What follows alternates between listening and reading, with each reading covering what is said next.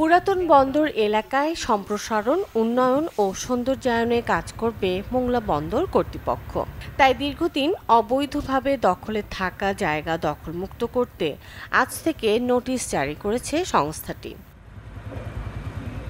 ৩ দিনের মধ্যে জায়গা খালি করে দিতে হবে সেখানে বসবাস করা বন্দরে কর্মরত শ্রমিকদের। প্রায় ৩৫ থেকে ৪০ বছর ধরে বসবাস করছেন এই শ্রমিক পরিবার। কিন্তু নোটিশ জারির পর বিপাকে পড়েছেন প্রায় ১,০০০ শ্রমিক পরিবার।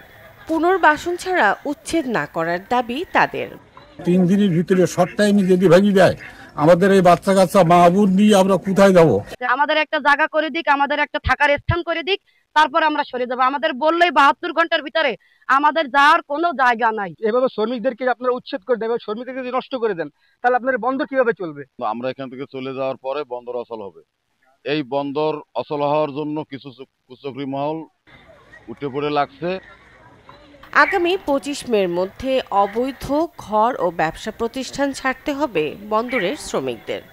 যে সকল জায়গাতে অবৈধ স্থাপনা আছে, সকল স্থাপনাতেই হচ্ছে যে আমরা নোটিশ প্রদান করেছি। এখন বন্দরের পরবর্তী নির্দেশনা অনুযায়ী পরবর্তী উচ্ছেদ কার্যক্রম চালানো হবে। এর আগে গেল বছরের নভেম্বরে বন্দরের জায়গায় অবৈধভাবে দখলে থাকা ব্যবসায়ীদের ৫৭টি প্লট থেকে উচ্ছেদ করে দেয় বন্দর কর্তৃপক্ষ।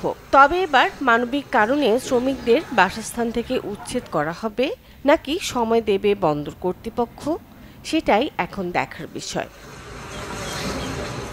Desk report, channel 24।